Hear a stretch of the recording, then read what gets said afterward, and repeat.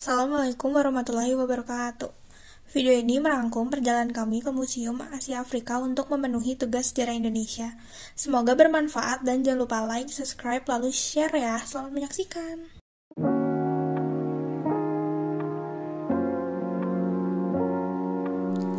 Perjalanan kami ditempuh dalam waktu 1,5 jam menaiki bis Damri dari Hotel Soreang masuk ke Jalan Tol Soroja dan keluar di Tol Pasir Koja sampai ke Terminal Lewi Panjang, lalu naik bis lagi sampai ke alun-alun.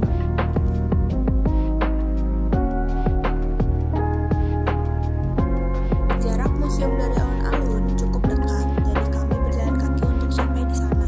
Kami berjalan kaki melewati alun-alun yang ramai dipenuhi wisatawan lokal. Kami juga melihat beberapa wisatawan asing yang asik berfoto di Monumen Tugu Global. Museum Asia Afrika ini berada di Jalan Asia Afrika nomor 65 Braga, Kecamatan Sumur Bandung, Kota Bandung, Jawa Barat. Museum ini dibuka untuk umum pada hari Senin hingga Kamis jam 8 pagi sampai dengan jam setengah 4 sore dan hari Jumat jam 1 siang sampai dengan jam 6 sore. Di museum ini tersimpan koleksi foto dokumen sejarah seputar pelaksanaan KAA, informasi tokoh-tokoh penggagasan KAA, berbagai barang peninggalan KAA, clipping surat kabar tentang KAA, dan dasar sila Bandung yang telah diterjemahkan dalam berbagai bahasa.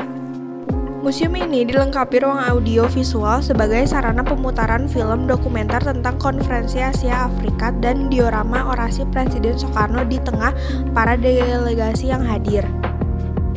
Sejarah Lambang Negara Indonesia. Lambang Negara Garuda Pancasila merupakan salah satu simbol penting dalam kehidupan berbangsa dan bernegara. Di samping simbol-simbol lainnya yaitu bahasa, bendera, dan lagu kebangsaan. Sumpah Pemuda yang dicetuskan pada para pemuda pada tanggal 28 Oktober 1928 meningkatkan rasa persatuan dengan adanya semangat satu nusa, satu bangsa, dan satu bahasa. Lagu Kebangsaan Indonesia Raya pun yang mulai berkumandang saat itu dikenal khalayak sebagai ciptaan bagi Rudolf Supratman. Ketika proklamasi kemerdekaan Indonesia dibacakan di Jalan Pegangsaan Timur 56 pada tanggal 17 Agustus 1945, maka dikibarkanlah bendera Sangsaka merah putih. Hingga kini banyak orang tahu bahwa Ibu Fatmawati yang telah menjahit bendera pusaka tersebut. Setelah Angkatan Perang Serikat di Hindia, Belanda menyerah tanpa syarat kepada Jepang 8 Maret 1942. Pada tahun 1943, pemerintah militer Jepang di Indonesia membentuk Badan Chusangiin, yaitu Badan Pertimbangan Pusat di Jakarta. Badan tersebut bertugas untuk mengajukan usul kepada pemerintah dan menjawab pertanyaan pemerintah mengenai soal-soal politik, serta memberikan pertimbangan tentang tindakan apa yang akan dilakukan oleh pemerintah militer Jepang. Jumlah anggota Chusangiin adalah 43, terdiri dari 23 orang penguasa bertinggi, pemerintah, balan tentara Jepang 18 orang. Ketika usaha Jepang dalam peperangan mengalami kemunduran dan seluruh garis pertahanan di Pasifik terancam, maka pada 1 Maret 1945 dibentuklah Dokurushi Junbi Chosakai, yaitu Badan Penyelidik Usaha-usaha Persiapan Kemerdekaan BPUPK. Tugas badan ini adalah mempelajari soal-soal yang berhubungan dengan segi-segi politik ekonomi dan kata pemerintah yang diperlukan dalam usaha pembentukan Indonesia merdeka di kelak kemudian hari. Namun tujuan politiknya adalah agar rakyat Indonesia tetap memberikan dukungan kepada Jepang. Upacara pembukaan BPUPK diselenggarakan di bekas gedung Volksraad pada 28 Mei 1945.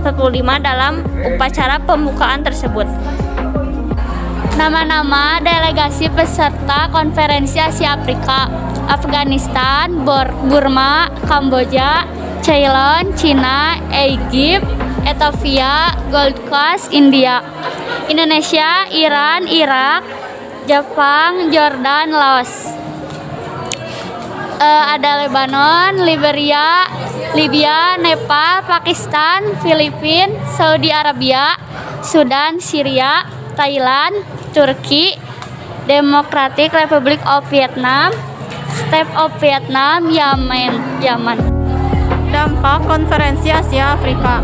Bandung adalah penolakan terhadap pretensi negara-negara superpower dan para antagonis Perang Dingin, yang seakan-akan tidak ada jalan lain bagi negara-negara nasional yang baru merdeka pada waktu itu. Selain membuntut salah satu di antara mereka, Bandung adalah suara hati nuraninya masyarakat umat manusia yang mempositifkan nasionalisme dan patriotismenya masing-masing ke tingkat yang lebih religius dan lebih sosialistis. Konsensus di bidang politik berkumandang kemana-mana. Jiwa Bandung mengelektrifisir perjuangan kemerdekaan di Afrika. Puluhan negara baru lahir sejak itu. Desa Sila Bandung telah bergaung jauh keluar wilayah Asia Afrika dan menjadi suatu kenyamanan yang hidup di dunia internasional.